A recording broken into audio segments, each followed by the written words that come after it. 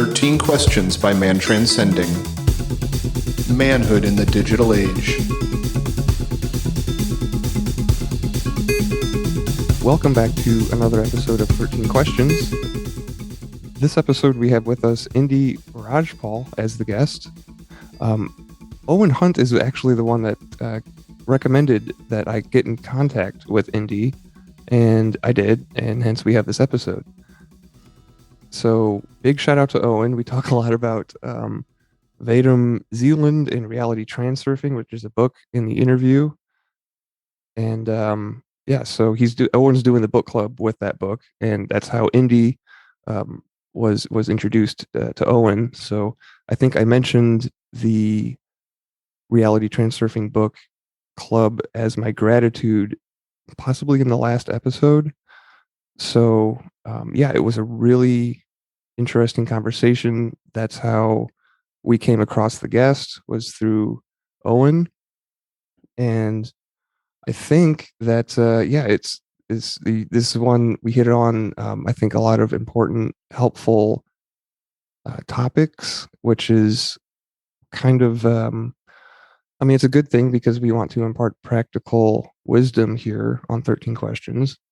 But perhaps maybe it's not something you would expect to find in an interview-based show, which is part of the fun, right, Adam?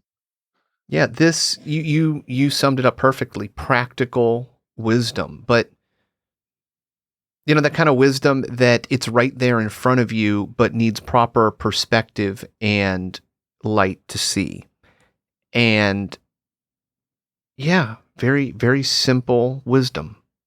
Yeah, so it was super fun chat, and we have a lot of updates and housekeeping, or at least I do. But before we get into that, maybe we could do the gratitude jingle segment. Gratitude, gratitude, gratitude, oh gratitude. Gratitude, gratitude, gratitude, oh gratitude.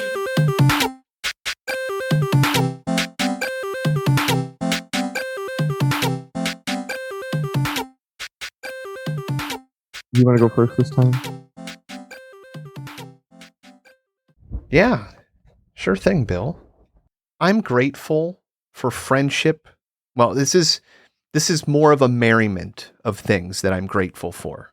I'm grateful for friendship, technology, and that in this world that has us less focused on surviving together and, surviving for ourselves in our own closed little structures, that we can still find community. Online gaming, time spent after work, completing things that I guess in a previous world would be considered monotonous.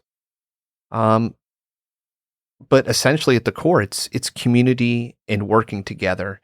And, I don't know, it's kind of a nice thing just to see that at our very heart, that's something that everybody's driven to do. Like the biggest thing in gaming is bringing people together. And I'm grateful for it. It's an opportunity to collaborate. It's just in a different setting, the gaming setting, right? Mm-hmm. So it's fun to do, to create together, co-create with others. Well, in the grand scheme of things, we've conquered many parts of the world, and the general sense of living is easier. There's fresh water and, things around in large areas, to where, it wasn't a question of, it used to be a question of where are we getting supply, next food, warmth, shelter, all of these progressive things that you're constantly working and driving towards something. And we've driven up to such a point that, it's kind of who we are to work together. It's how we've gotten to where we are.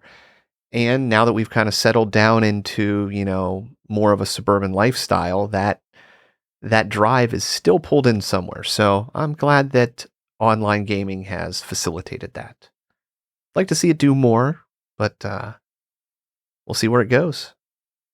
Yeah, I was just thinking, I was going to tie that in to a conversation I recently had, like yesterday. It's escaping my mind. But yeah, collaboration is almost a, oh yeah, automation. Okay, so this kind of, so working in teams, right? In gaming, so we're talking about working in teams, right? And oftentimes there's this discussion and topic brought about up when we talk about automating the workforce, right? That's, oh, we're going to take the jobs away, which is true to some extent, but it also frees up more time for us to be creative, and so it allows us to spend more time finding other ways to collaborate, whether it be through gaming or through podcasting, for instance, right? So I just thought that it was interesting that therein lies kind of the silver lining, I guess you could say, of automating jobs, like, because that's going to create just so much more opportunity for people to pursue what makes them happy, right? And to collaborate and to create. Well, it's shifting the world into creativity. We used to, our entertainment, the things that we did were driving towards making life bigger, better, going places, technology of travel, different locations. Now, we're no longer focused on that. We all are involved in spending that time focused within these systems, And so there's also, it's going to be interesting. I don't want to say lost potential, because there could be something at the end of this that is amazing and imperceivable, and we can only get there through this. But it is weird. It is weird seeing so much mind power and energy, instead of being driven into getting us into space and driving the technology, as, driven into sitting in front of a television, which I fully support. I like that you called it weird. That word has been, it's got an interesting history if you break it down. So maybe the listener will want to do that as a side research project if you're bored or whatever.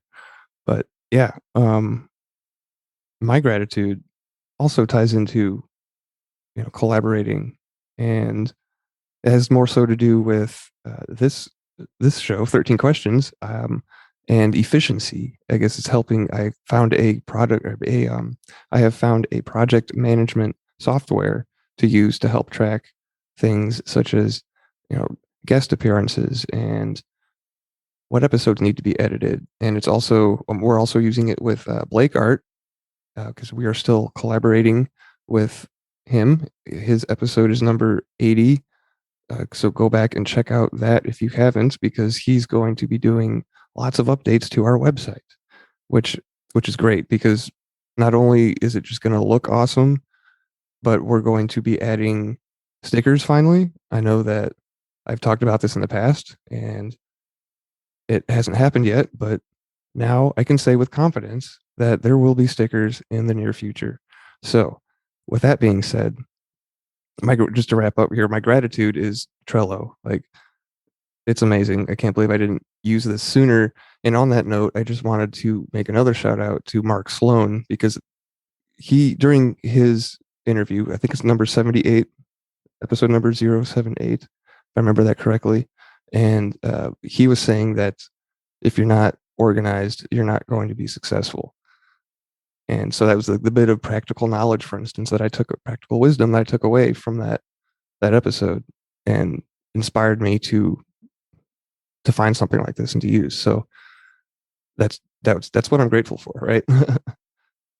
So yeah, on top of that all, the website updates, everything else that could be said in this intro about the show can be found on the website. We've got, I had it redesigned first of all back in September, and now Blake Art's going to do a facelift, and we're adding new pages. Like, for instance, our red light therapy affiliate link, which is Mark Sloan's gig. So we're going to be adding a product landing page for that. kind of similar to the Shungite landing page, which we have on the website. On the website is also featured the list of the current iterations of 13 questions, which can be super helpful if you are new to the show and don't want to sit through a whole 2-hour conversation just if you want to know what the 13 questions are. So go check out that page if you're curious. And then what other pages do we have on there? There is the Find Your Tribe page, which is kind of a networking page for more networking. These are other creators that the show is kind of made friends with. So it's kind of a place to find your tribe, reach out, and make connections with other people, like-minded people, right? The other page on that website is the Question 3 book catalog, which I think is pretty neat. If you are looking for a book to read, we've got all the answers to the Question 3 book question, which is what book has been most influential on your life and why. So we have all the answers curated right there for you by episode number, and they are linked in case you would like to buy a physical and or sonic version of a book. So definitely check out that. And I think that rounds out the pages on the website, aside from the support page, which will be having some additions and other ways that you can help support the show being added to it in the very near future with the help of Blake Art. Yeah, support the show. Time, talent, treasure. Visit the website, support the show, send us an email. It is value for value. The questions get modified, things go on, we evolve, and we will be back next time with another guest, which you can suggest. Yeah, so get in touch with us, use the socials. We've got them all, basically. Check on the website for links. And in the meantime, this is 13 Questions with Indi Rajpal.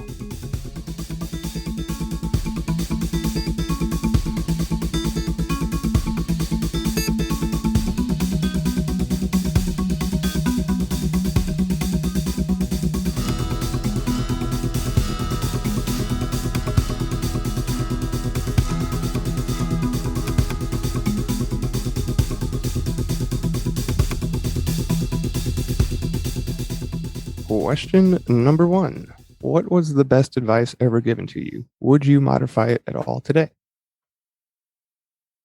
guess the best bit of advice I've ever got, can't remember where it was from actually. I think it was from a tutor or a book, but it was basically you can have what if you want, if you don't want it, basically. And I wouldn't modify that. So just expanding upon that. So you can have whatever you want if you don't want it. I think in we put a lot of emphasis on the things we want, and then when we don't get them, we end up changing at the core as people, because we almost end up resenting people who have those things that we want.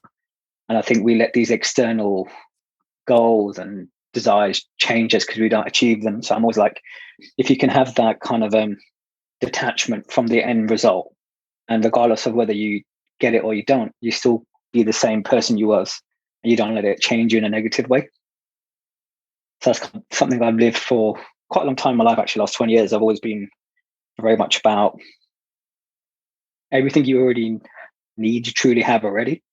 So setting goals and aspirations is a great way. And I'm always about, it's the journey, not necessarily the destination.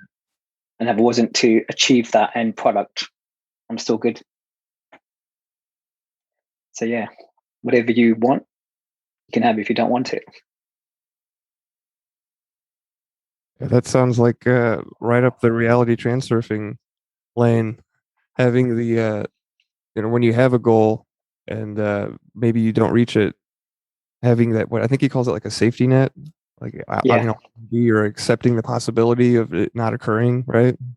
Yeah, definitely. Because that's the thing. I mean, like, we can sort of do all the things you need to do, like visualize, take the steps and actions towards it, but nothing's truly guaranteed. And in most cases, when we don't get the things we want, we end up resenting people, or we go bitter, and we kind of rebel against life because we feel like, we play the victim card. And I think having the attitude of like, regardless of the outcome, I'm still going to be okay and happy, then you're always winning. Yeah, no, it reminds me of Scott Adams. He kind of talks about systems versus goals. He's like, if you have a goal and you don't meet it, then what do you have? You have nothing except for disappointment, essentially. But if you have a system, then you've learned something. You have tools. Then you can start to put together lots of little systems, and then you're an expert in a way that other people aren't. So, yeah, it's a wise way of thinking. It's very much, I'm always about, it's the journey. It's not really the destination. The journey is the real wisdom and the real kind of gem. But I think people get too fixated on the end result that they miss the journey. And that's the kind of growth that you really want to seek. Because once we do achieve whatever goal it is, it's a very momentary kind of like joy and happiness. And it's okay, what's next? So it's short-lived. Because we're always like, what's next? When we always trying to move bar higher. So I think if you can have the attitude of like, yeah, the journey is the goal, not necessarily the actual that thing. Yeah, you're always moving forward, and you're not attached to the outcome. And where did you pick up this piece of advice again? Good question. It's been such a long time. I think, if I'm correct, it was from when I did my NLP course back in 2007 from my tutor. And is that Neuro-Linguistic Programming? Yeah, Neuro-Linguistic Programming, that's right. That's always been something I've been aware of and interested in, but haven't really like looked into, you know. I think it's a great tool, but NLP is very much based on, I wouldn't necessarily say based purely on visualization, but it's one tool in an array of many different things. Like I found it didn't necessarily work for me from the visualization point of view, because I'm very kinesthetic in how I kind of process information. But I did find it helped me kind of build better rapport with people. So yeah, that's what I took away from doing that. All right, question number 2. What do you willfully ignore? I think this is a pretty easy one to answer, and it's going to be the media. So I'm big on like, so as a kind of coach, so I work with people in terms of the health. For me, the kind of information we take in, whether it's media, other people's beliefs and so forth, does affect us on a psychological level. And I think the last 2 years have definitely shown how, there's a lot of fear being projected in the media. And sometimes that just too much of that just can get into you and create a situation and problems that weren't necessarily there in the first place. So yeah, I'm pretty much, I'm not ignorant to the media. I know what's happening. I don't choose to kind of give my total awareness to it. Because at the end of the day, it's not going to do me any benefit to watch the news or pay attention to what's happening. But I'm also not ignorant to the fact of what is happening. I just choose not to get it into me, basically. Yeah, I love that. I'm of the opinion also that media is basically mind control propaganda at this point. I know that you're in the UK, but back in like 2012 here in the States, I know that there was some kind of law passed that basically said the government and the media are allowed to collude with each other and basically, just say whatever they want in regards to propaganda, right? I believe we had the same thing here during the whole coup about the false narrative that the government gave them. And unfortunately, most of the media here is very, biased to one narrative and doesn't show you the other side of the coin. And then anyone who did try to kind of speak out was seen as a far right or whatever conspiracy theorist. Yeah, it's funny how the goalposts keep changing, right? Like, yeah, definitely. I think you're, it's quote unquote in the middle one day, and then all of a sudden you find yourself, being called whatnot and this thing or the other. What? So, that's it.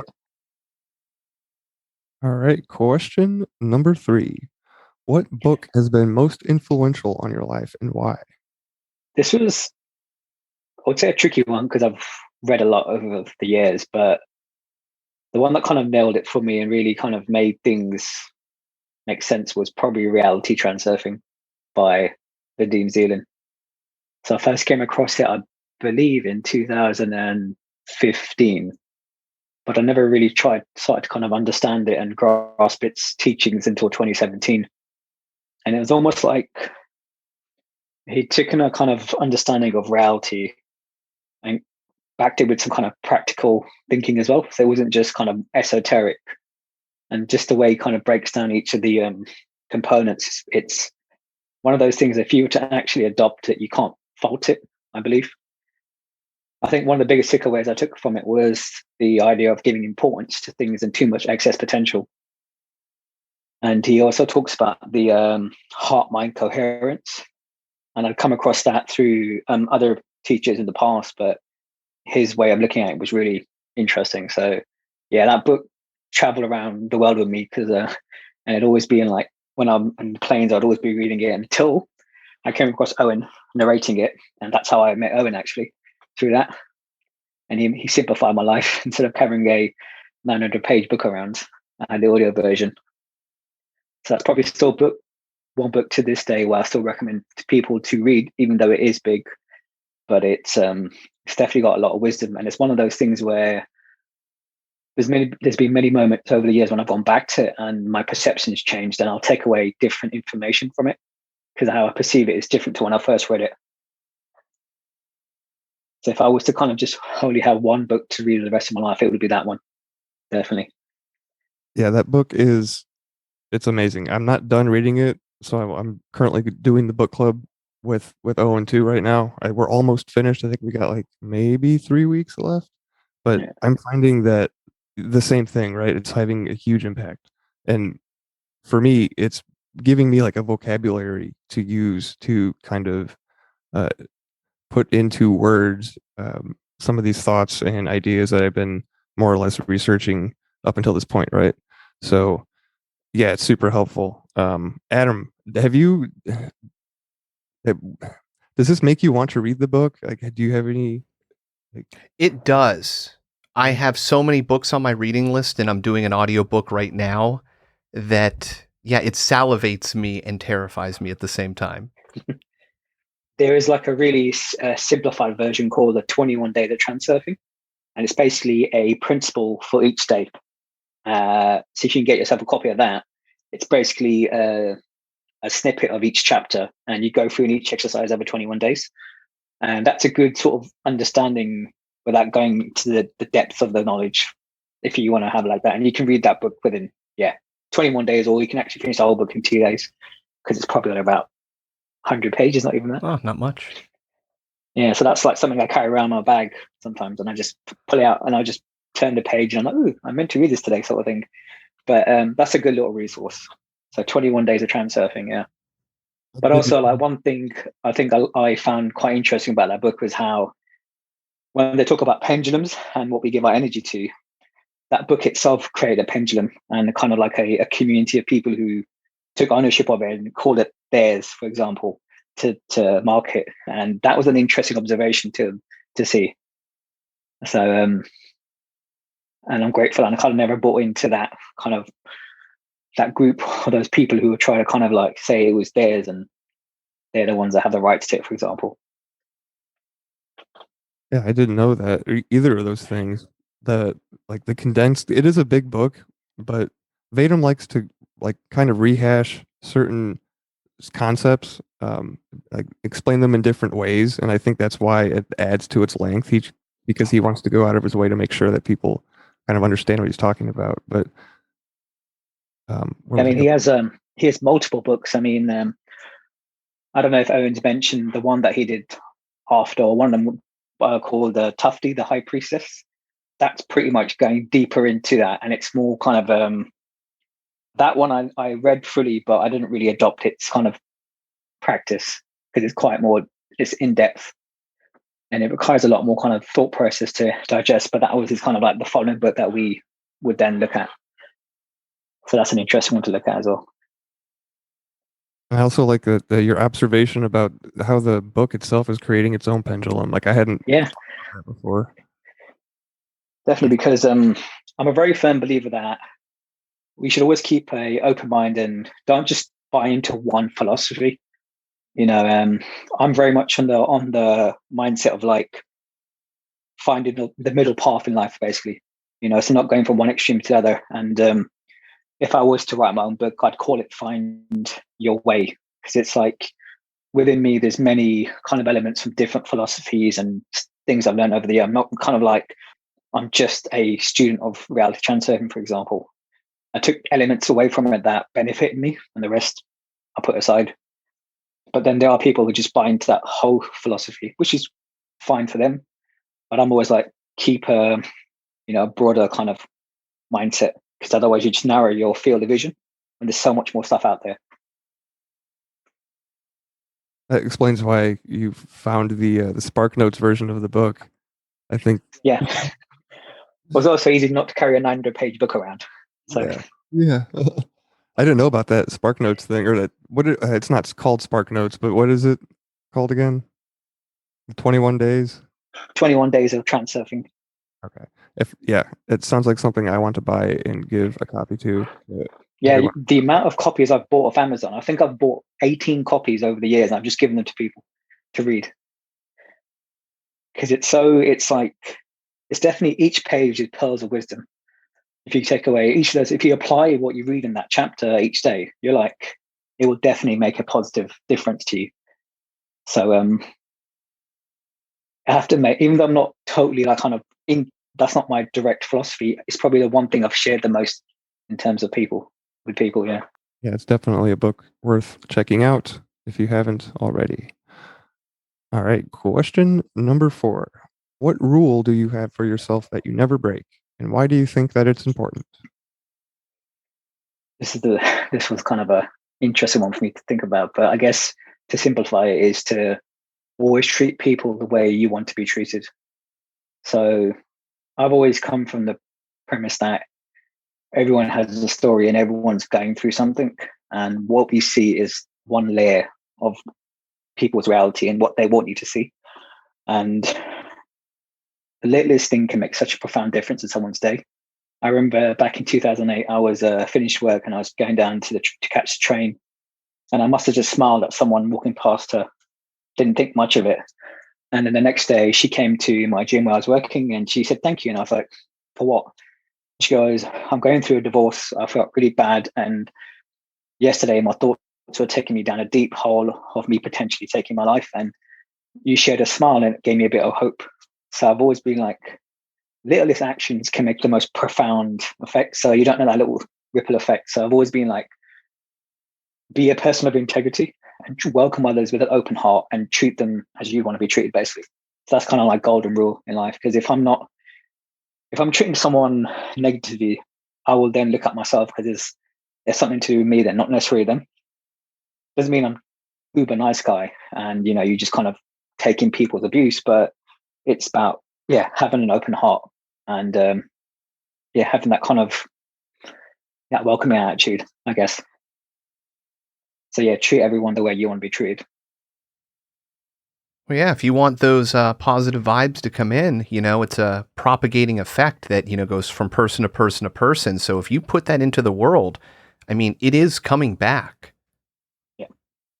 It's one of those things I'll tell people is I was like, if you want happiness, be happy. If you want love, give love, If you want wealth, it doesn't mean you give money, but you give wealth in terms of energy and abundance. It will come back. It's all an exchange. So be the very thing you seek. That makes sense too. If you if you have the viewpoint that we're all mirrors for each other. Yeah. Definitely. And Greg Braden, are you familiar with Greg Braden? Yeah, I love his work. Yeah, he was one of the guys that I came across in 2010, and this guy was like, in my eyes, he's a legend. Like the way he's taken like the old, the old religions and the philosophies, and kind of, because I'm very much about finding the root cause of things, and he's done a great job in kind of like going down to these ancient philosophies and thinkings and saying, we're so much more than we give ourselves credit for.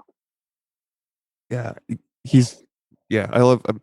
Subscribe to his channel on YouTube, and he's great. I read his book actually, The Divine Matrix, I think it's called. Yeah, great book. Yeah. Yeah, at the end he talks about how he breaks down the mirrors thing, and he does a good job. So that's kind of like how I'm like I don't know, the two pieces of the puzzle I was able to fit together, especially like with reading Reality Transurfing. It was pretty neat. It's interesting. When I was younger and I first started going to the gym, I would have this thing where I'm very I make the effort to observe people and behavior, and I would see how if someone came into the gym who was well built, the first reaction for most people would be like, oh, he's probably taking steroids. It's never a case of like appreciating the person's physique. And I realized that's them projecting their own sort of shadows onto that individual because they haven't got what he's got. So that's what got me thinking. A lot of like the way I kind of learned about myself and reality was through my own kind of self dialogue and self analysis, basically. And then when I started reading books, it was like someone affirming my thoughts, basically. So that's when I first came across shadows, actually. When I was 13 in the gym, I was like, why do people always jump to a negative comment first about someone who's got a well-built physique instead of just saying, oh, he's doing a great job? Then you're like, okay, there's something in them that they're either jealous of or, not appreciating. So that's a shadow in themselves. Yeah. So you mentioned that you started at 13 in the gym. Is that a common Yeah. age for a lot of weightlifters? Like, Oh, no. I mean, I actually started martial arts when I was 6, but I got into like lifting weights when I was 13 because it was my mechanism for dealing through depression, basically.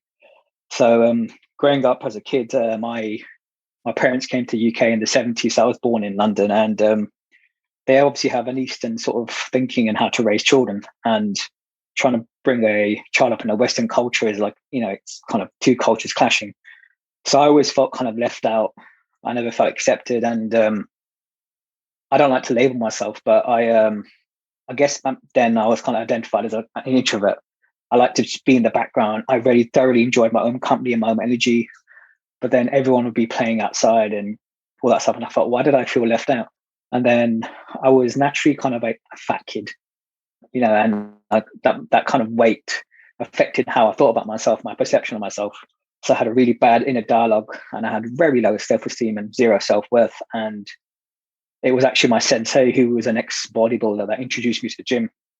And I remember going in, I started lifting, and I wasn't chasing a physical kind of result, but it was the emotional benefit I got from it. Like I'd go in, it made me feel like I'm on top of the world. And then it became a habit for me to go every day after school to train. And then slowly I made it into my career. So for me, training wasn't like what most people do because they want to become the next bodybuilder or whatever. It was a mechanism for me to kind of deal with my depression, a tool to lift me up, basically. And I always believe that most people, whether it's joining a gym or taking part in something, come from a pain point of view. So they're doing it because they're trying to counteract something. So if there was a long time, it was kind of a mechanism to counteract that pain. Then slowly it became to a pleasure thing where I actually did it now because I didn't need it to help me feel better. I already felt better going in. It just kind of polished the diamond on the top when I left. All right. Question number 5. If I were to ask your best friend, what is the one thing they would say you need to work on the most and why? Easy. Having confidence in my abilities to put myself out there. Everyone always tells me I have a lot to offer, but I tend to hold myself back because of my past, because everything that this podcast, for example, talks about and the stuff we read and how it's quite prominent now on social media about mental health and all this kind of law of attraction and reality creation stuff. I remember posting about this in like 2010, 12 on Facebook and writing blog posts. And because I guess I started this kind of journey at a young age because I've always questioned reality. And then when I posted this stuff, people would laugh at me. My friends would make me feel belittled because I'm not the most intelligent person in terms of academics. And my growing up, my perception of success was to have like a great, education and you get yourself a good job and all that stuff. And I never was driven like that. I was quite content. But then the people around me were focused like that and they were achieving that. And then they would be like, how am I having these thoughts if I'm not intelligent, basically? So that kind of really knocked my confidence down and it put me into a little box. So over the years, I've kind of like, I'm not one for like going out there. I'm quite happy to just be in the background. But I also know there's so much more for me to offer to the world. It'd be a shame if I didn't put myself out there. So for me, it's a case of just trying to break through that barrier and realizing that no matter what I do, someone will dislike it and someone will like it. And I'm just going to move forward and not worry about whatever happens. So take that leap, basically. So we just got done going through that section in Reality Transurfing about confidence. And I can't tell you how many pieces of the puzzle it put into place for me. So, I mean, I can relate, I guess is what I'm saying. And then one of the things I took away from that is, in order to, going back to treating others the way that you want to be treated, never telling anybody that they're wrong to their face, because Yeah. that's going to damage their self-confidence, their self-worth, right? So that was like one of the, I don't know, practical things that I was able to, that, it made sense to me anyway. It's definitely like something I've done this in other years of like, I used to have like an old Instagram account and Facebook where I post a lot, and I did my best to put stuff out there, but something would always hold me back. And so I never took that step forward. And I'm like, even though I'm content, I'm not fulfilled in my life. And it's like, I know I can do so much more because I know the effect I have. It's just finding the way to do it, basically. I recently did my own podcast. My first one was a month ago. Got good reception. Same kind of thing as you guys. I kind of kept it raw, didn't edit it. There was loads of like stuttering and so forth, but I was like, this is me. This is me being vulnerable, and take away what you want from it. And I'm grateful there was a good feedback. So I just need to take that momentum and keep moving forward, basically. And I'm always like honored and humbled when someone asks me to come onto a podcast as well, because for me, it's like, I've always grown up with that attitude of kind of just, you stay humble in it. You don't need to glorify stuff, and doesn't mean I don't have ego, but it's like, I'll always see myself as a student. I know, and I wouldn't label myself as anything else besides that. Well, we can blame Owen for making this happen, right? That's it. Yeah, it was funny because I spoke to him. I think it was a month ago. We had a call, and he was like, "Yeah, I recommended you for a podcast." I was like, "Okay." But yeah, I did listen to your podcast. You posted it on the Owen's Discord. It's Yeah, Coffee Creates Connections, right? that's it. Yeah, Yeah. So it was awesome. I loved it. I love the cheers. alliteration. The alliteration you have in the title, the 3 C's, Coffee Creates Cake. It just rolls right off. Yeah, Fun to say, I right? mean, the whole idea for me was like, I feel everyone has a story, but not everyone's heard. And I think too often, like when it comes to like podcasts, it's always getting people who are like influential on board as guests because it pushes their algorithm or whatever. But it's like, what about average Joe? Doesn't he have his story as well? And I'm a very firm believer that we can learn from everyone. Everyone's got something to share, and we can take away from everyone. And if you think not, then you're ignorant, in my opinion. So it's that's what the idea was for that, is to kind of build a community of people to have a voice. Because I do believe that there are people crying out to be heard, but they just don't get the opportunity to share their story. And I was like that.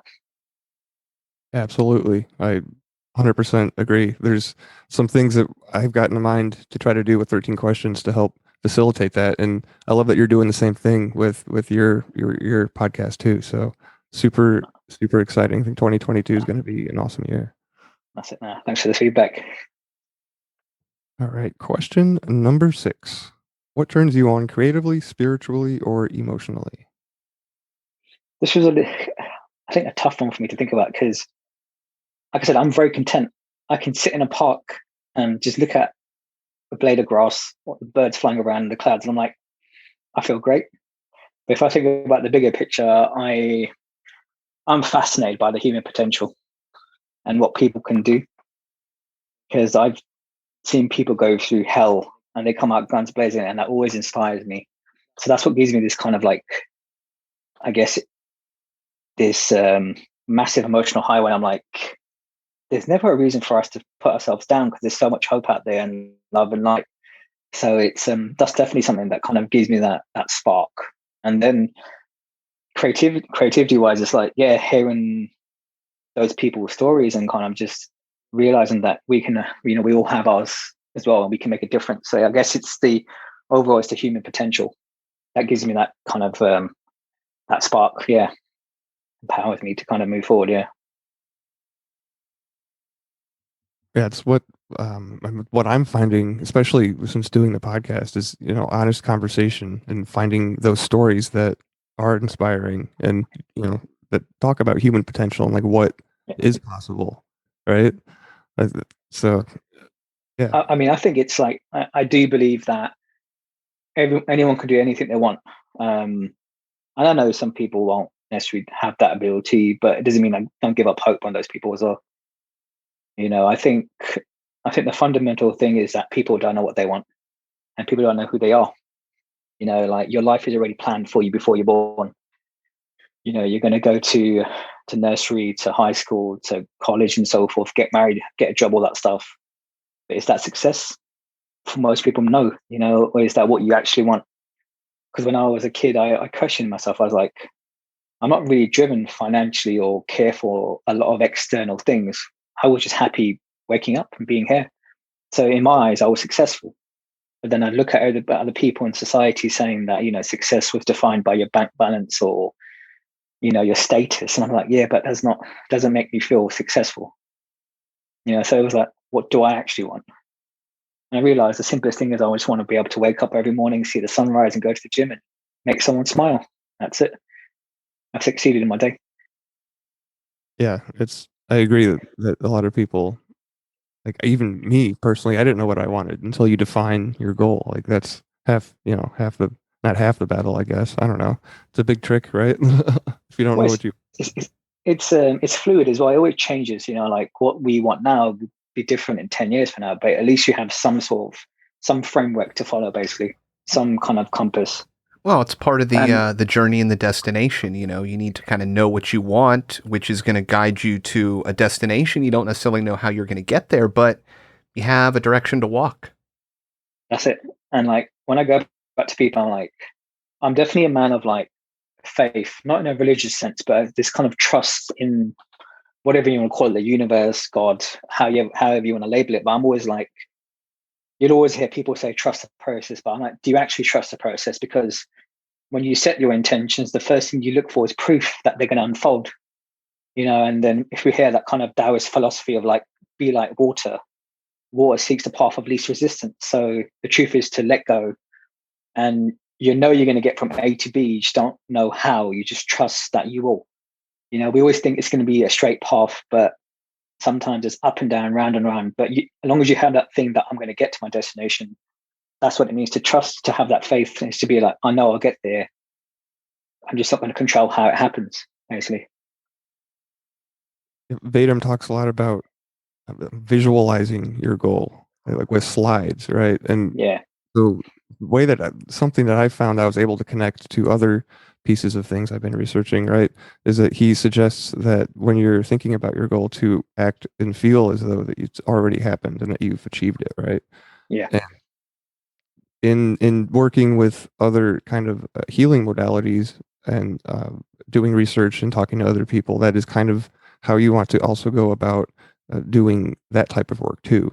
Is if you're injured or physically or emotionally or whatever, you want to think about that part of you as being whole, not like in the process of. This is why we don't focus on like the journey so much, which sounds weird because it is all staying in flow, but we're not worried about the journey, I guess, so much because we know what the end result's going to be, because we have made that decision already, right? That's it. I mean, I think this is from NLP, but the mind can't distinguish whether it's actually happening or it's happened. So it's if you have that thinking. So if I'm correct, the individual that created NLP was paralyzed, and he used that process of kind of visualizing and his cells repairing in his body, being able to walk, to be able to get back to that motion. So yeah, having that sense of like, I guess that's where people struggle, because not having the physical proof in front of you can kind of hinder people's things. But it's again having that trust of you're going to get it. It's just don't worry about how or even when it's going to happen, because there's not necessarily a time frame on things. Yeah, time is a human construct, right? Like time frame, the whole thing is weird. All right, question number 7. What was the most embarrassing or humbling experience of your life?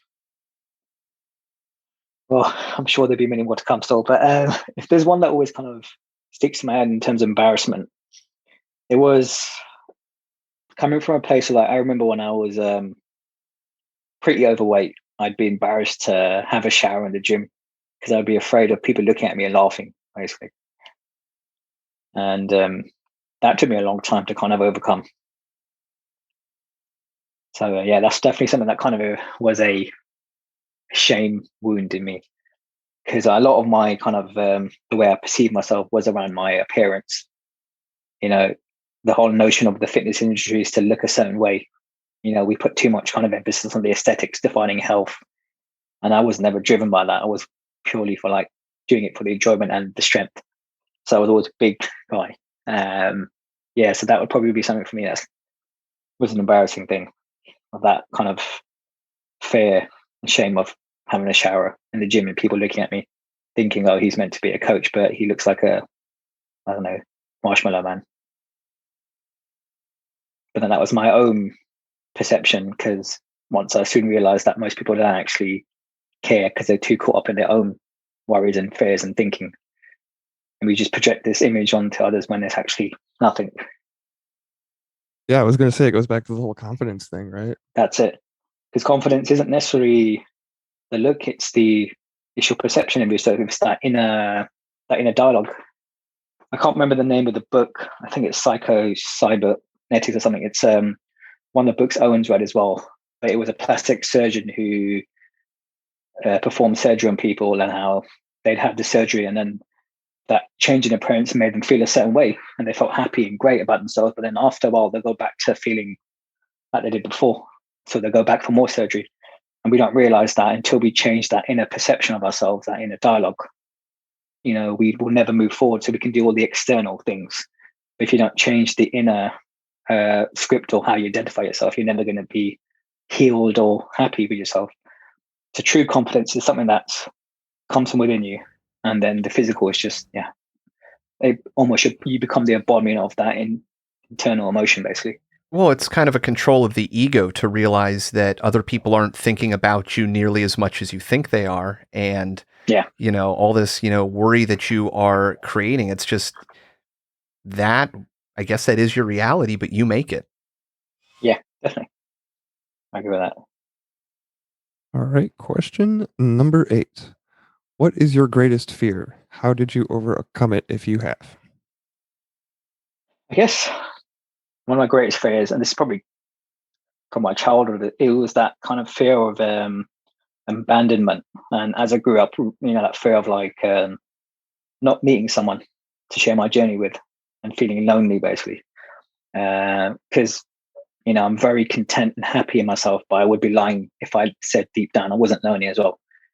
But over the years, I started to understand the reasons for why I wanted, that meant so much to me and why it was so important. And I realized that everything I sought after, that love and that kind of that validation, wasn't an external person's, it was my own.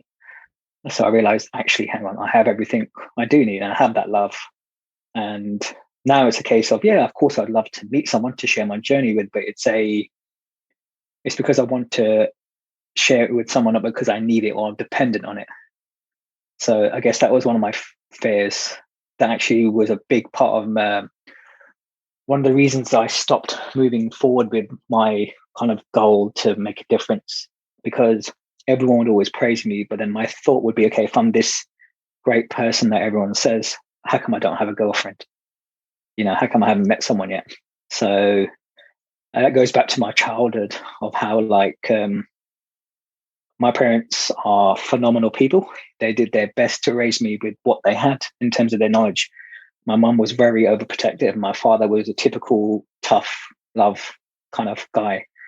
So I never felt that kind of nourishment and love that I sought after. So for me, it was like this constant thing to get it from an external source. And then I had this fear that, what if I die alone and I never meet someone? I never get that kind of, that thing I was after.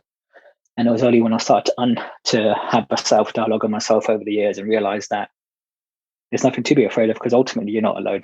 And love, if we look to someone or something to give us what we're desiring, we're never going to be content, because we're going to be constantly dependent on that thing to give us this validation. So it all came back to everything that I sought after, I already have. So I'm in a place now where, yes, I would love to meet someone, but it doesn't define me, or doesn't kind of like stop me from moving forward. And if it happens, it happens. If it doesn't, all good. I'm not lost anything. Yeah, you don't need an award show to let you know of your accomplishments. You are what you are, That's and it. that's it.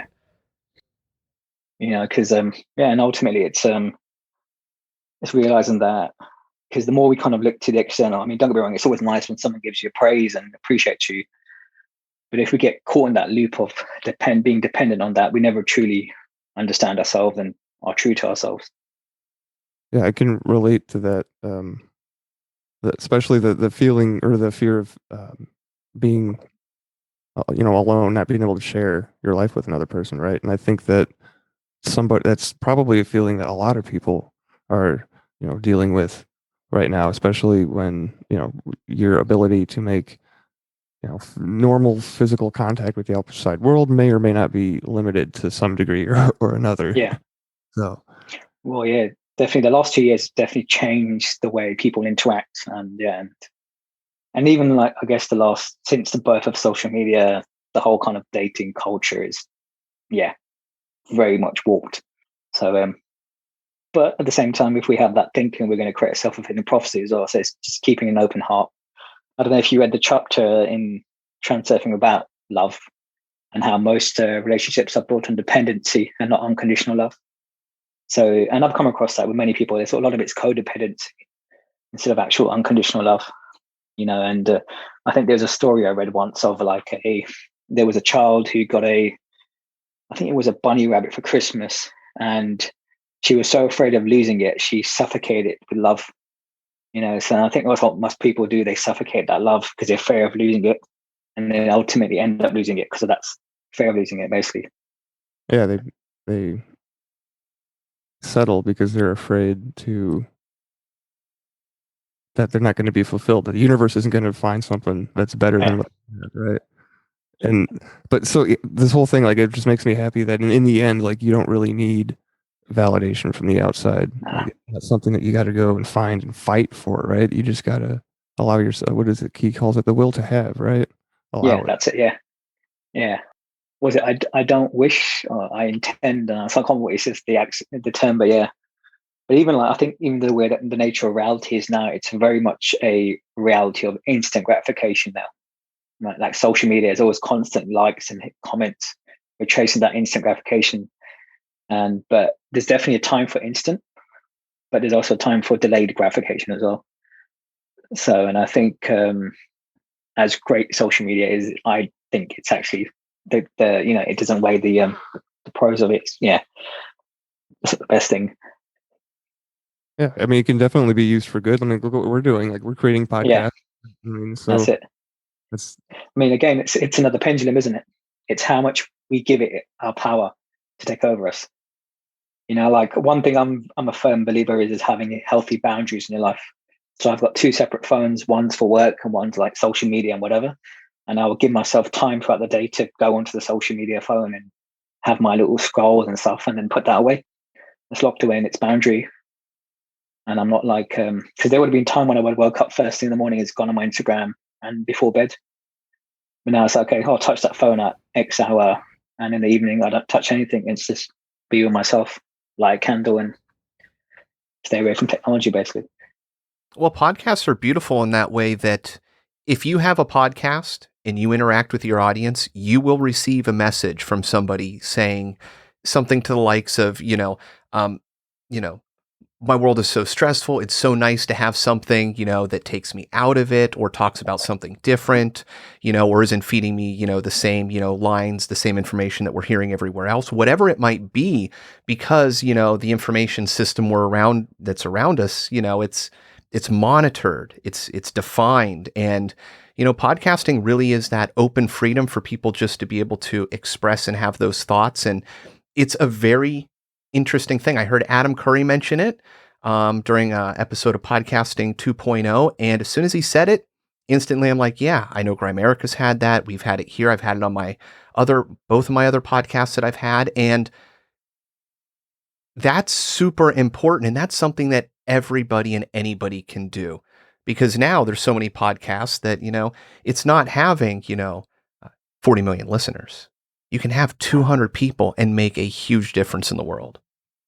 I mean, at the end of the day, if having that one person who comes across it and takes away something, you succeeded. Yeah, it's the ultimate town square in which people can Yeah. choose any town square in the world to go and listen to somebody or not. Yeah, there's something out there for everyone, definitely. Support your favorite podcast creators. No. Yeah, coffee's great connection. All right. Question number 9. What is your greatest driving force in life, and how do you further it? Oh, this is an easy one for me. I remember going to bed when I was in my teens, upset in tears, and I always said to myself that there needs to be hope.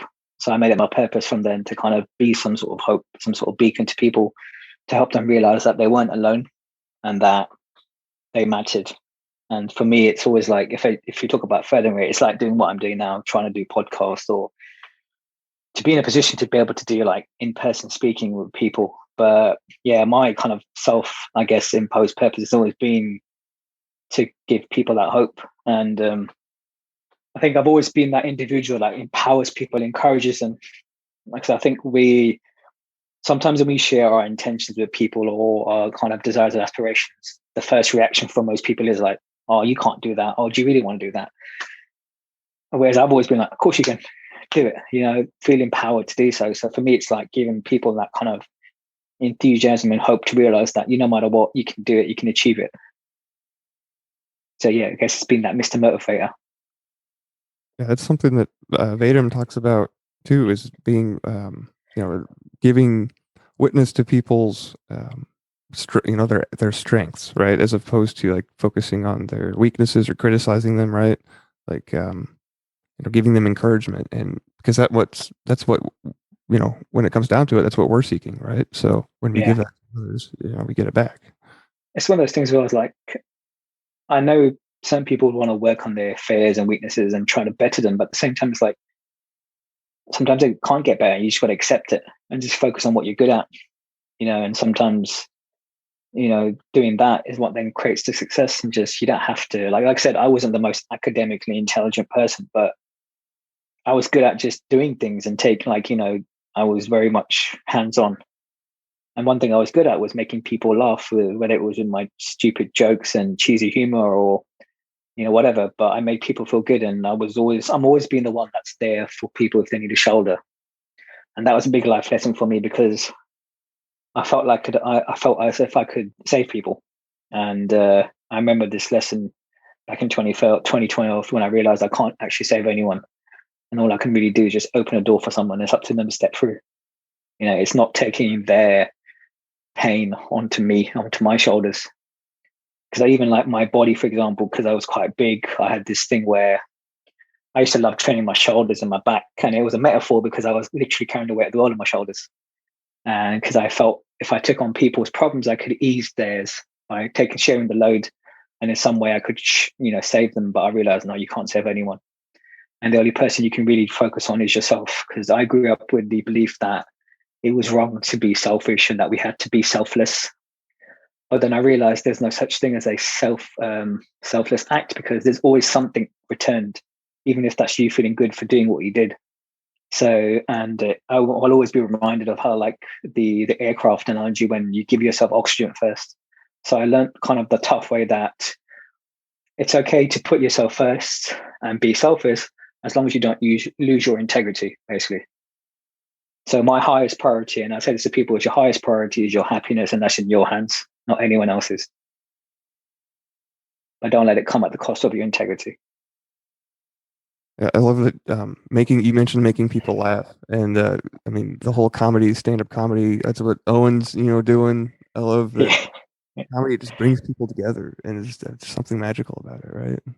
I think Owen's one of the most definitely influential people in my life, and one of the most amazing people I've ever come across. I remember coming across him through, obviously, because he was narrating multi-trend surfing, and then I believe it was this time last year he'd set up his program, and I was his first customer too, actually. And we had a call, and I was like, "Oh my god, I'm finally speaking to you," and I was like, "Hey, he's just, he's a great guy, and he's become a good friend, and I am, I look forward to coming over to the US and seeing him." But he's definitely good at what he does. That person, like he's connected with me with people that I never thought I would ever connect with. people from totally different worlds, but he's brought all together, and we have this one shared thing, which is him. So yeah, he's a great soul, and I have a lot of love for him. Yeah, it's awesome. I love being able to collaborate with people everywhere, and Yeah. especially when you have a podcast to produce. That's it. Power of technology as well. Yeah. Right. Question number 10. Who were your role models and why? I guess there's a handful, I guess. So firstly, it'll probably be my mum and dad. So they came to, like I said, the UK in the 70s, couldn't speak a word of English, barely had any money to their name. But they faced a lot of kind of like adversity here. There was, but they made it through to, they gave birth to 3 healthy, happy children and created a successful business, and they brought me into the world. And they definitely kind of instilled good life lessons in me. Like when I look at myself, I definitely see how like I got my mum's heart and her strength of will, and my father's kind of work ethic. So I took the best qualities from them.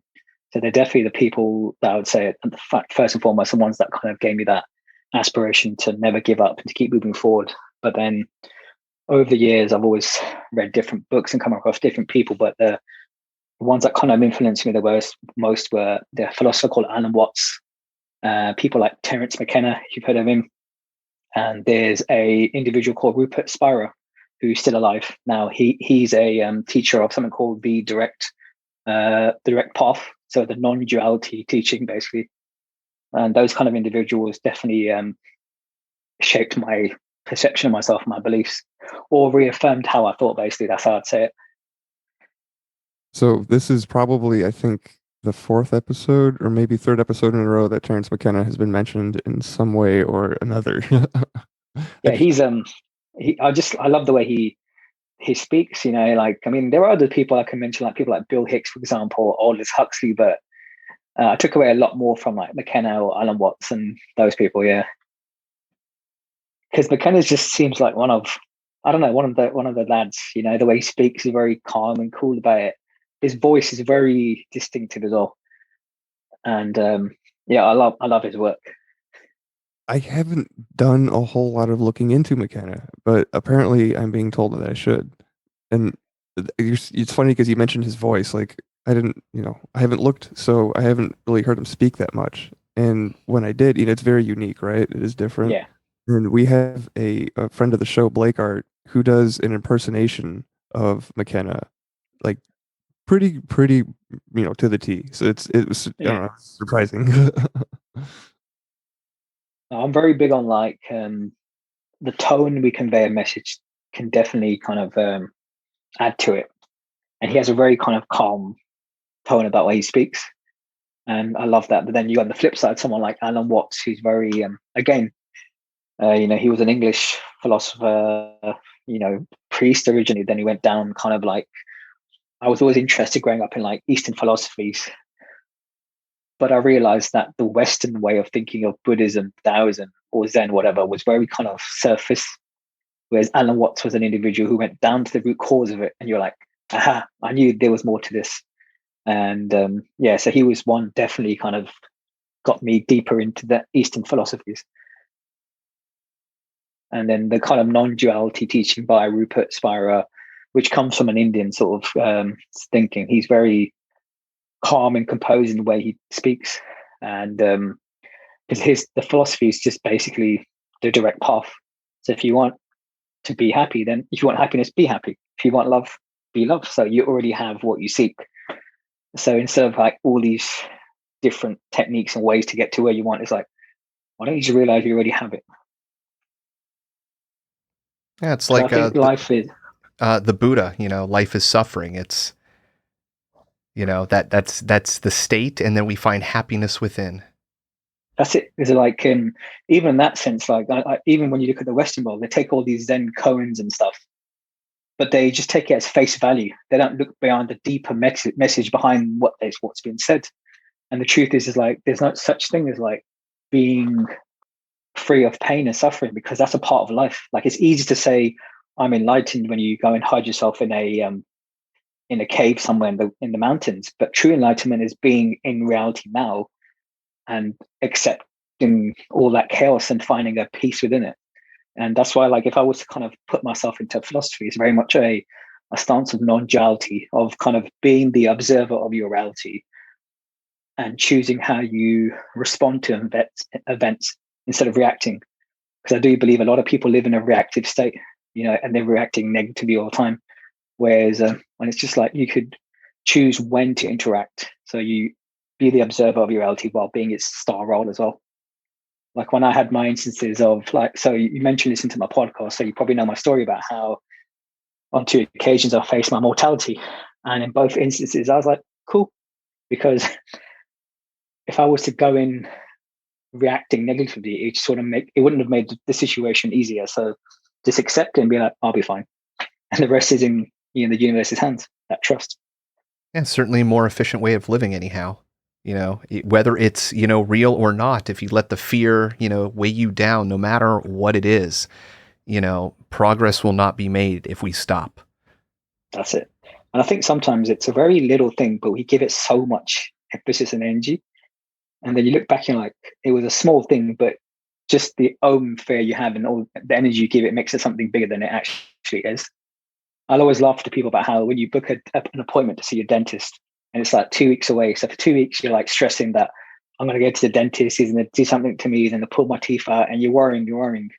And you get there and you're like, that was easy, wasn't it? But you've already given it all this energy for those 2 weeks that you've already created a stress in your body for no reason. I can't remember what book it was, but talks about how we're the only species that can have that kind of flight or fight response without a lion in front of us trying to attack us. Sort of thing. We do it to ourselves, right? Yeah, that's it. We do it to ourselves. Because I think it's inherently where we always look for that kind of something like that. I don't think we're conditioned to live a life where we feel like everything's perfect. We're always looking for something to worry about or something to stress about. No, it's a great weakness. You see it in advertising, but it's a huge power as well. If you can hypnotize somebody and you can elicit different feelings, emotions, ceasing addiction to different things, and that's just using your mind, and we can use this tool on each other to improve ourselves. I mean, it's an incredible social hack that we have that we've just got kind of caught up in commercialism with. Definitely. I mean, last year alone, we've seen it, haven't we? Like fair, it was basically monetized and everything, and look at where we are now. People living in like literally afraid of life. You had mentioned when you were talking about Alan Watts about reality and being in the now, and this brought to mind a kind of quote. I've been reading a lot of Saint Germain lately, and one of the things he talks about is a lot about Saint Germain, and he talks about being the now, being that the present moment is the alchemical crucible, and so being present and aware is like one half of the equation, and then the other one he talks about is the heart-mind connection, which Greg Braden talks about, Vaden talks about, everybody, all the religions talk about, right? So I don't know where I was going with that, but I just wanted to share it, I guess. No, I'm a big advocate on like most of us aren't in the now, aren't we? It's either thinking about yesterday or tomorrow. So technically, we're always living yesterday's memory today, and then we're doing the same thing again. And for me, like when I first started this kind of journey, I guess, of self-understanding or self-dialogue, when I was younger, I would light a candle every night and I would focus my attention on it. And I would ask the candle a question about how I felt, whatever, and then I just pause and I'd take a breath. And naturally the answers came to me, and that was because my attention was focused on my heart, and again, back then I didn't know all these terms for it, like heart coherence or whatever. It just came over the years. Oh, this is what it was. I've got a definition for it. But most people are always living yesterday or tomorrow. They're not in the moment now. But then I always tell people, like, even when you're thinking of yesterday and tomorrow, you're doing it now. So technically you're still in the now while you're doing that as well. So it's a funny conundrum. Well, and everything has cycles, everything repeats. History repeats in different flavors. You start to see the same things pop up again and again.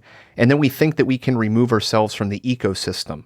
And I look at the world like, the energy, everything is within this world.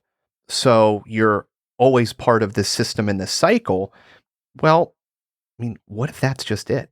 If it's just that simple, you're always in the moment. You're always in the system. You're always part of something. Your consciousness is. And if you pee in the pool, the pee is always in the pool.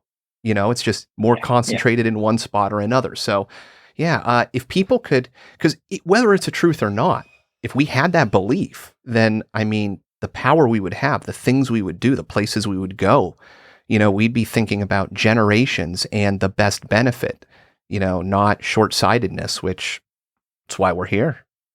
Yeah. I think there was a Sufi poet that once said, "You are the drop in the ocean and the ocean itself as well." I can't remember the exact quote. It was something like that, similar to what you just said.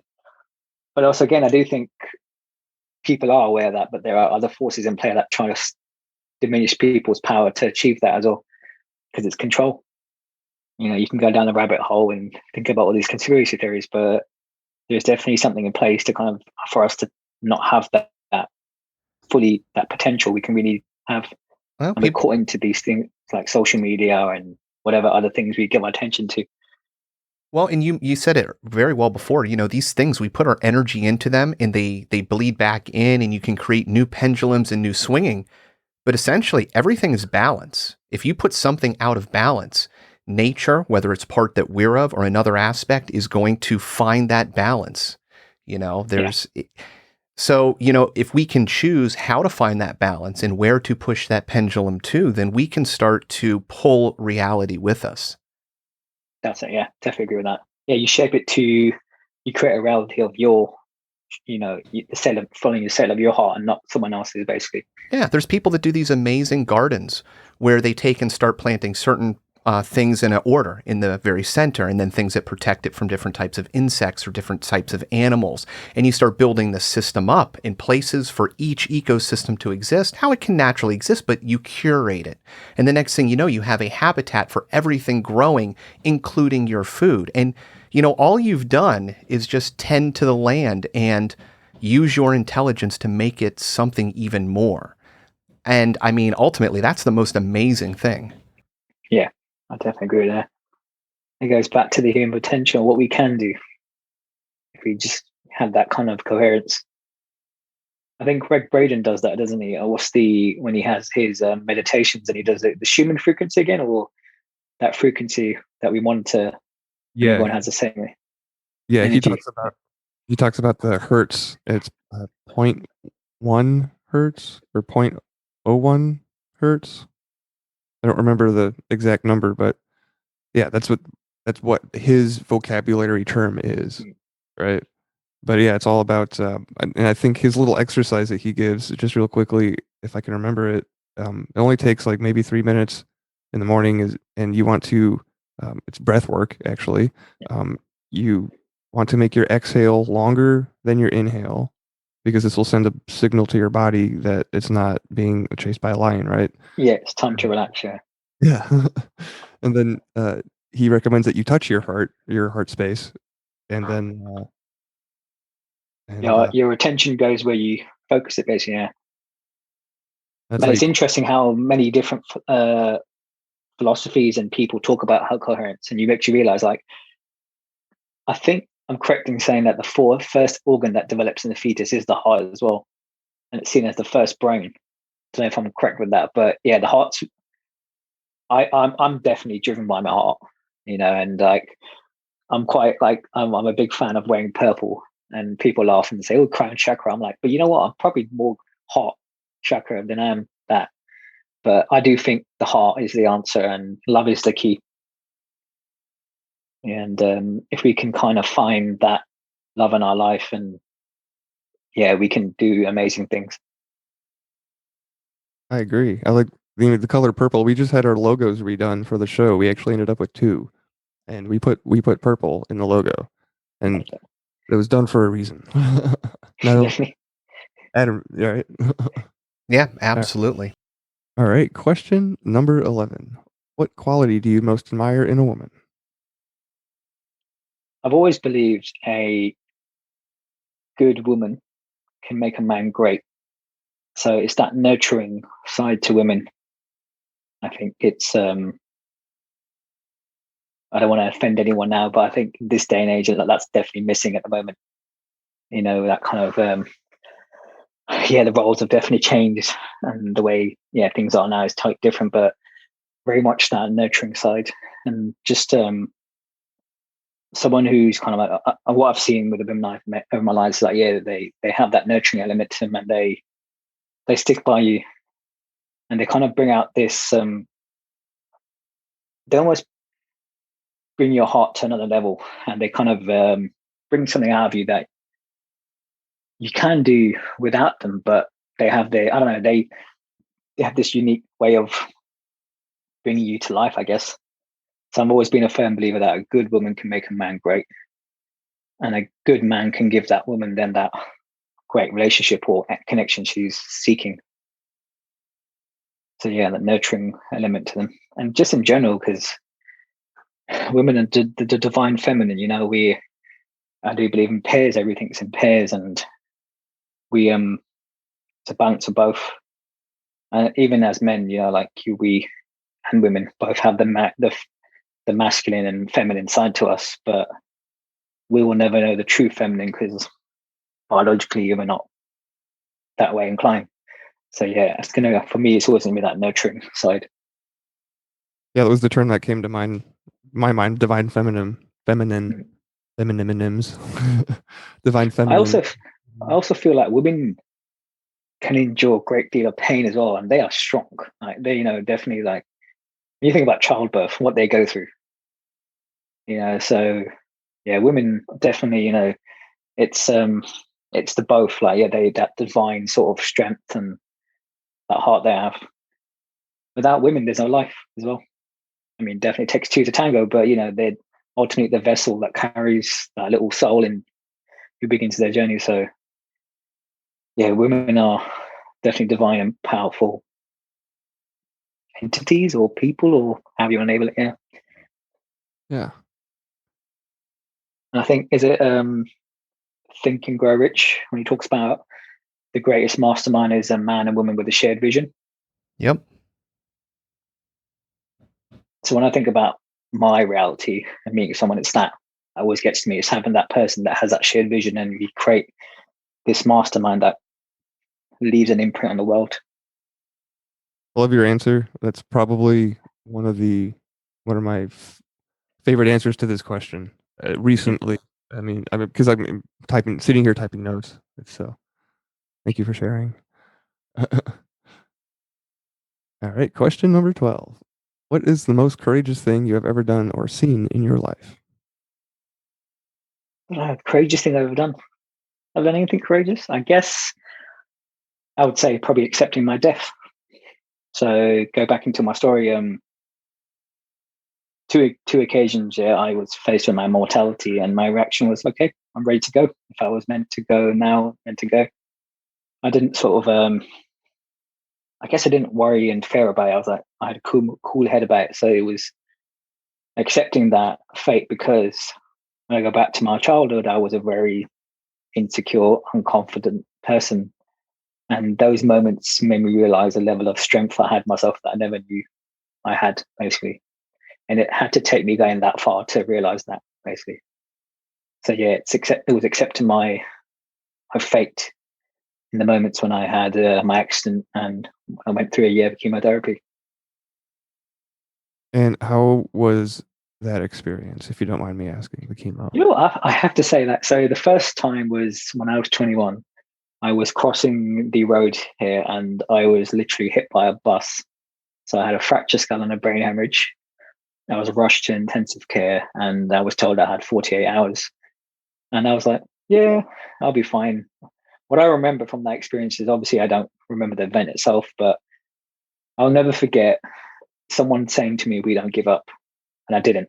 So I accepted to kind of accept my fate, and I was very calm about it. And I remember the neurosurgeon telling my father 3 days later on he didn't have any rationale for why I was still alive. So you could say it was luck, or it was my strength of will, or it wasn't my time, or a bit of all of that. But I don't really think about those experiences much. But then my cancer. So this is when I was 26. So 5 years later, I was diagnosed with stage 3 Hodgkin's lymphoma, and I remember the doctor telling me. And again, in that moment, I was like, okay. And her reaction was of shock as well, because she was like, "Are you sure you're okay?" I said, "Do you want me to react negatively? Because that's what most people would do." But I was like, "Look, if I know I'll be okay. I'm just going to make it through the 6 months." So it's funny how in moments like that, I can keep a cool head, but other moments you're like afraid. So I don't know whether it's just my sense of purpose that drives me to not give up, or just accepting the fact that there's nothing I can ultimately do in it, and I've just got to trust that it isn't my time and I'm going to make it through. But both the experiences. Oh, sorry. So both the experiences weren't okay. They were challenging, but not what I perceived they would be, basically. Because when you think of someone going through chemotherapy, you think of it's this harsh thing, and it is harsh. It was a tough experience, but I wouldn't say those two experiences for me were the hardest things I've gone through, basically.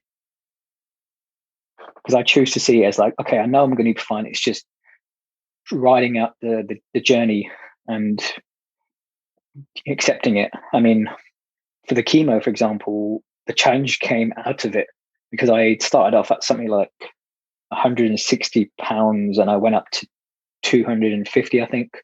So I gained a lot of weight.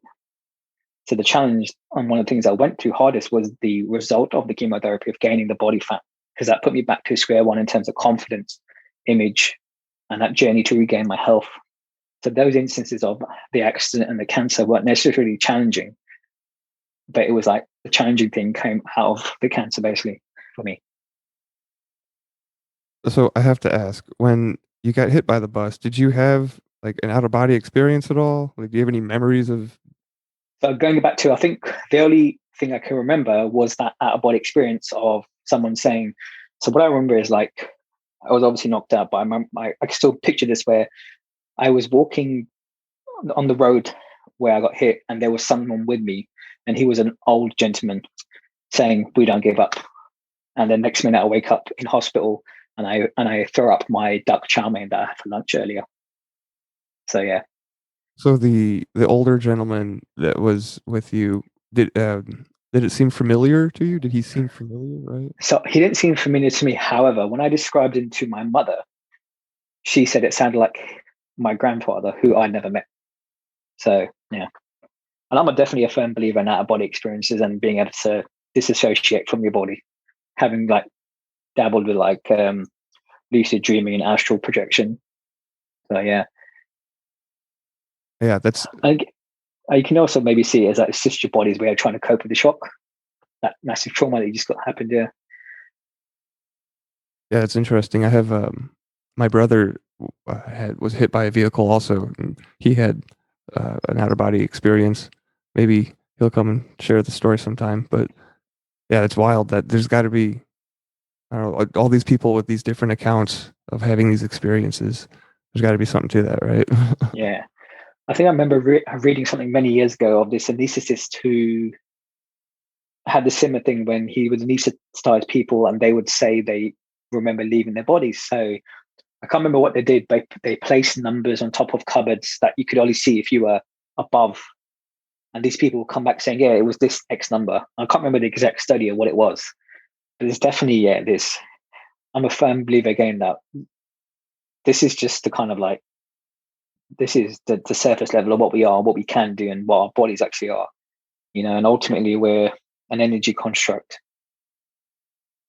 Adam's got a podcast called Cat in the Box about remote viewing. You've got Adam's probably, he like practices this kind of stuff, right? Isn't that what remote viewing kind of is? More like the people that are highly trained in it, or I guess talented or skilled. It's essentially just obtaining information from, any distance across time, as long as you have something to anchor you there. The trick is it's not, 100% accurate. So it's probably among the best, unless you go to the few like a Pat Price, 60%. accuracy on a good day. So if you can't validate your results, so it's an incredibly powerful tool, but at the same time, it can't be relied upon. Pretty cool. I'll have to check it out. So receiving information from what Vaden would call the alternative space, right? Place, yeah. There has to be something to anchor you there, right? So, well, it can even be a thought. I mean, when you do remote viewing, sometimes we've had people come on the show that didn't know what the target was, identifying, what was written on the object, but they had the intent of knowing that the episode was being done. So if you want to lock it into a time and a place, I can lock it into, I know that you're going to be sitting down to do this at this certain time, and I can be remote viewing you seeing this. So you may not even have to know the exact coordinates or the exact time, just knowing that this event is happening somehow gives you the ability, when you concentrate on it, to receive information from that point. And once you start getting into it and you start proving to yourself that you can start describing and see some pretty amazing things, it really starts to change your mind about what reality is. Yeah, that's the ultimate question, isn't it? yeah, something I've found super helpful that Vaden talks about is just using the term reality or alternatives space as for different timelines, reality possible, like possibilities, right? Yeah. So It's like, what is it? What's that theory again? And in physics, it's like infinite, the multiverse, where every single action or thought you had, there's a reality for that, isn't there, out there? So in some sort of multiverse, I can't remember the exact thing for it, but it also goes back to all these science fiction shows you watch, because someone's got a thought about that. That's got to come from somewhere. So if someone could think of it, can it then be possible as well? So yeah, so thinking of it as like an information field makes it like super helpful for like computer analogies, right? Because a lot of people like to talk about reality as a simulation, right? And computers build simulation and stuff. So yeah, super. I also think as a world we are now, and people, we're not. I think we've kind of de-evolved, and I do think in ancient civilizations we're probably a lot more in tune to reality than we currently are. Heck yeah. I mean, nobody can remember phone numbers anymore or directions. Meanwhile, people used to do it. So if you're interfacing with nature, the sky, and the world around you without distraction, and you're singularly focused on that, you're going to have some, perceptions that nobody else has. Yeah. And it goes back to Greg Braden's work, doesn't he, when he looks at ancient civilizations and what they used to do, and how there was that one tribe he visited, the Native American tribe, who had a drought, and they just sat in a circle and they did a prayer of saying thank you for the rainfall, and the next day it rained. And I'm a firm believer that you can have that connection with the weather and nature to do stuff like that. And then at that point it becomes more of a blend of religion and science. Yeah. There's a great book called The Tao of Physics, and it's someone's interpretation of physics and religion and how they're one and the same thing. They're not separate. That's a good book to look into. All right. Question number 13. What does it mean to be a man in today's world? I think, if I was to simplify, is to live with integrity and be willing to rise to a purpose, and at the same time not being afraid to be seen and be vulnerable. So I think as a man, we're very much raised to be like tough, and you don't want to show this kind of vulnerability in this other side of yourself, or call it the feminine sort of thing. And I think a man should be a unity of both within himself, but have that kind of have that integrity and be willing to rise to the occasion and have that purpose and driven in his life. I like how you mentioned being not afraid to be vulnerable, right? Yeah. I think vulnerability is a strength, and I know as a man growing up, I was never afraid to ask for help, but I always saw how a lot of men were, and for them to speak about their emotions, it almost made them feel like less of a man, when I was like, surely it makes you whole to have a full kind of understanding of yourself instead of like boxing away certain things about yourself. Like a man doesn't necessarily have to be this, robotic sort of, go-getter who has no emotion. No, it's a balance of both. So yeah, living with integrity and not being afraid to be vulnerable.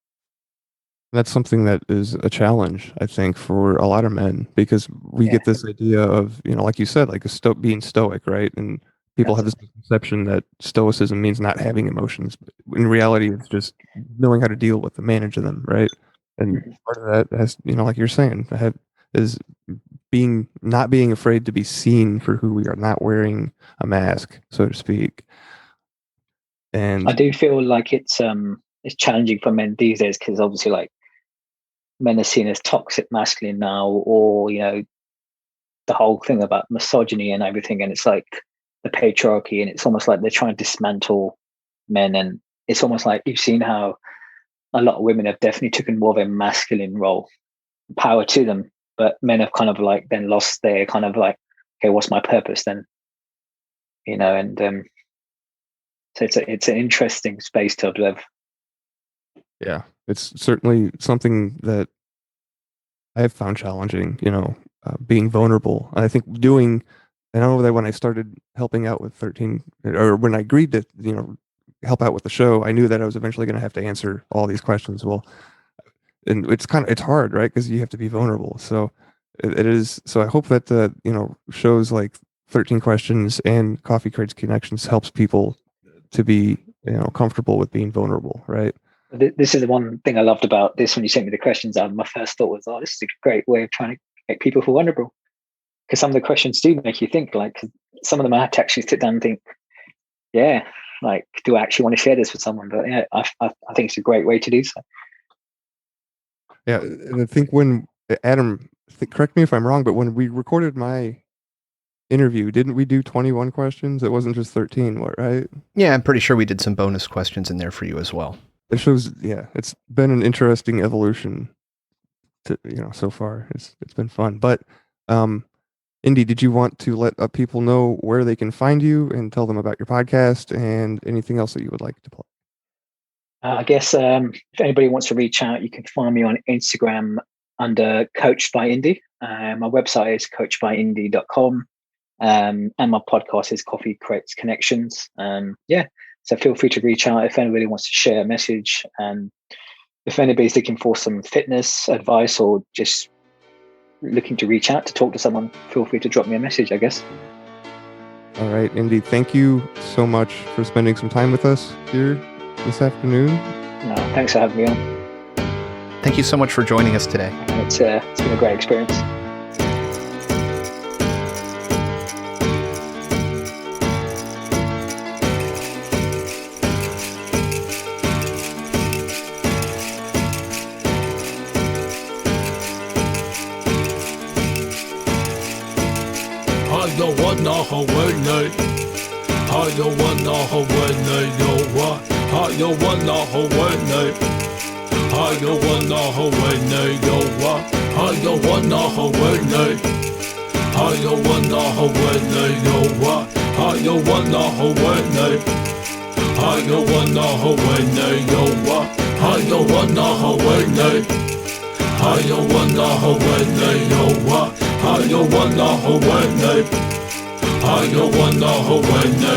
Why is one man rich and another man poor? Why we ain't satisfied? Why we gotta have more? Why your suicide rates on the rest so high? Why I tell you the truth but you say don't lie? Why is being a good father at an all-time low? Why is it acceptable? Yo, why I don't know. Why she blame him and he blame her? It's useless. Ask yourself this question. Why you making excuses? Why do parents gotta bury their kids? Why we text and drive, not caring how scary it is? Why it's so hard to forgive and leave the past behind? And if you did, then that's divine. Why don't you help your brother when you see him fall? Why do we act like God don't see it all? Why do we call them black, them white, them Asians and use labels? Now that's racism. I don't wanna Hawaii. Why? I don't wanna Hawaii. Why? I don't wanna Hawaii. Why?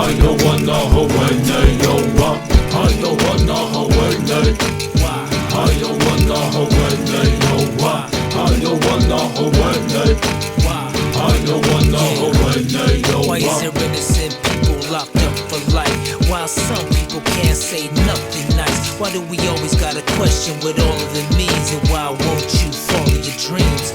Tell me why, the night when you took my dad, why'd you let me see my grandpa cry?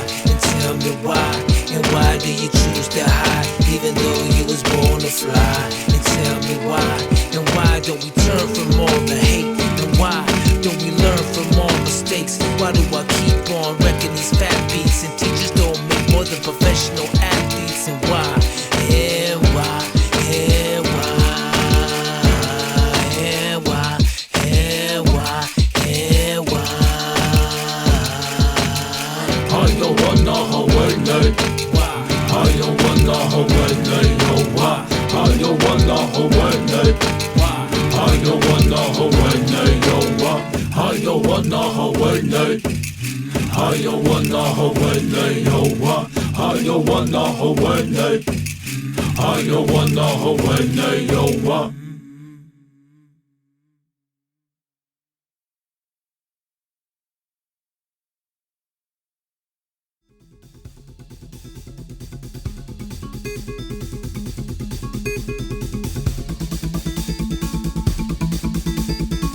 This should be considered entertainment and not therapy. We hope you benefit from our resources available at 13questionspodcast.com.